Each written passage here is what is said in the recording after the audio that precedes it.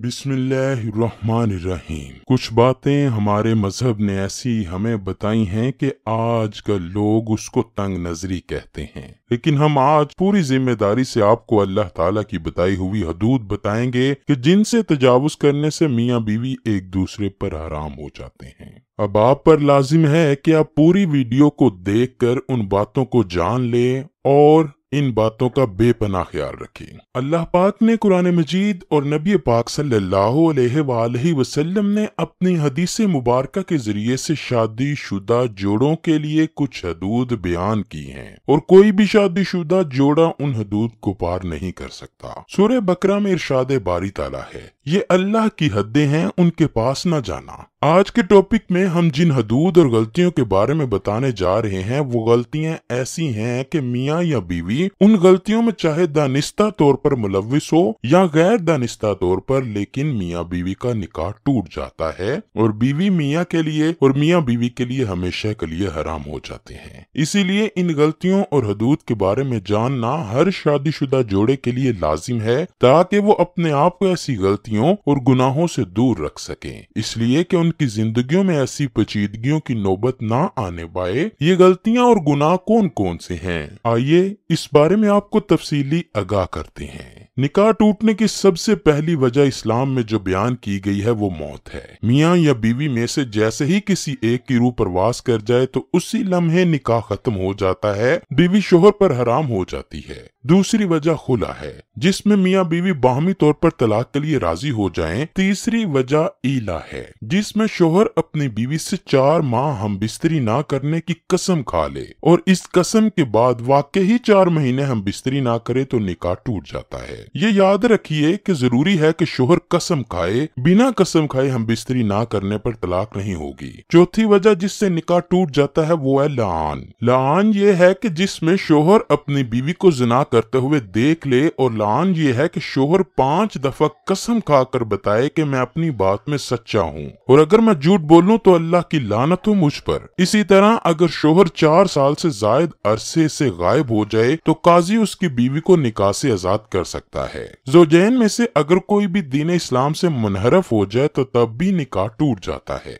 इसी तरह अगर मोतबर जराए ये पता चल जाए कि मियाँ बीवी दोनों आपस में रजाई बहन भाई हैं तो काजी दोनों में लाजमी तफरीक करवा दे। ये याद रहे कि अल्लाह ने रिश्तों की हदूद कायम की हैं और रिश्तों का आपस में तकद्दुस बयान किया है। अल्लाह पाक ने उस इंसान के लिए मुख्तलिफ रिश्ते बनाए हैं, खून के रिश्ते, दूध के रिश्ते, निकाह के रिश्ते, ससुराल के रिश्ते, और हर एक रिश्ते की अपनी हदूद मुकर्रर की हैं। कोई भी रिश्ता महरम करार दिए गए हैं और कोई गैर महरम। और मुसलमानों के लिए कुरान में ये तालीमात सिखाई गई हैं कि कैसी जिंदगी बसर करनी है, किस रिश्ते के साथ क्या सलूक करना है और किस रिश्ते के साथ कैसा सलूक करना है। हर रिश्ते के अपने अपने हकूक मुख्तस कर दिए गए हैं और इनकी हदूद भी बताई गई है। चलें अब आपको निकाह के बाद के रिश्तों में वो हदूद बताते हैं जिनमें इंतहाई एहतियात की जरूरत है। अगर इन रिश्तों में जरा बराबर भी बेहतियाती की गई तो बीवी अपने शोहर के लिए हमेशा हमेशा के लिए हराम हो जाती है, यानी ऐसा होने से मियाँ बीवी का निकाह टूट जाता है। प्यारे दोस्तों, जब बेटा 7 साल से ऊपर का हो जाए तो चाहिए कि वो माँ के साथ ना सोए। इसी तरह बेटी जब 7 साल से ऊपर की हो जाए तो वो अपने बाप के साथ ना सोए। ये शरई हुक्म है, इसलिए इसकी पाबंदी बहुत जरूरी है। शरीयत ने ये अहकाम इसीलिए नाफज किए हैं कि अगर इन अहकाम की पासदारी ना की गई तो इसका नतीजा बड़ा खतरनाक है। इसी तरह जब बेटी 9 साल की हो जाए तो बाप को चाहिए कि इसे प्यार करने में भी एहतियात करे। बाप को चाहिए अगर वो प्यार करना भी चाहे तो सिर्फ बेटी के सर पर हाथ फेरे, बोसा लेना हो तो वो चेहरे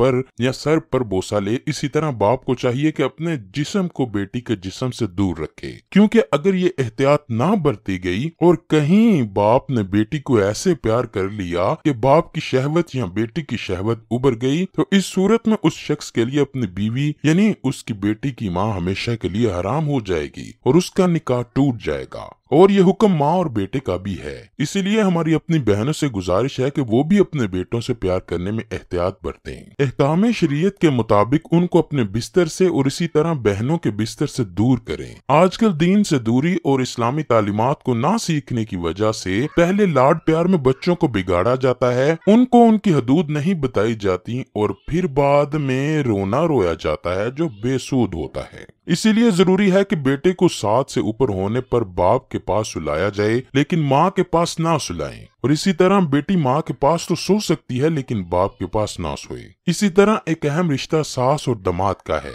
अगर निकाह के बाद शोहर अपनी सास को माँ समझने की बजाय बदनीयती से काम ले, जिससे वो एक दूसरे के करीब आ जाएं और उनमें शहवत आ जाए, तो बीवी उस पर हमेशा हमेशा के लिए हराम हो जाती है। जो हदूद शरीयत ने तय की हैं, उन हदूद की पासदारी करें, क्योंकि निकाह सिर्फ बीवी के साथ होता है और उसकी ज़ौजियत के लिए सिर्फ उसकी बीवी हलाल है। लिहाजा बाकी सब रिश्तों के साथ बर्ताव में एक मर्द को बड़े एहतियात की जरूरत है। अब ससुर के लिए हुक्म है कि बहू को अपनी बेटी जैसा समझे और उसको बेटी का दर्जा दे। अब जिसको दीन की समझ होगी और शरीयत की समझ होगी, तो वो इन रिश्तों में जो फासले तय हैं उनकी पासदारी करेगा, लेकिन जो शरई हसूल से नावाकिफ होंगे वो उनकी पासदारी नहीं कर सकेगा। इसी तरह अगर ससुर और बहू में शहवत का रिश्ता कायम हो जाए तो तब भी निकाह टूट जाता है। आजकल के रिश्तों में तो पहले बेतकल्फियां इख्तियार की जाती हैं और इन बेतकल्फियों को बुरा नहीं जाना जाता, जो बाद में इस हद तक चले जाते हैं कि लोग अपना निकाह ही तड़वा बैठते हैं। खुदारा शरीयत को सीखिए, उस पर अमल पैरा हो जाएं, ताकि हमारे रिश्ते पाक रह सकें और हमारे घरों में मज़कूरा बाला सूरत हाल पैदा न हो। सबसे बेहतर रास्ता तो ये है कि कभी भी दो मुखालिफ हम जिन्सों को अकेले बैठने का मौका ना दिया जाए, क्योंकि उनमें तीसरा शैतान होता है जो किसी भी पाक रिश्ते को खत्म कर सकता है। ऐ अल्लाह पाक, हमें शैतान के वसवसों से दूर रखना और हमें हमारे रिश्तों में पाक दामनी अता फरमाना।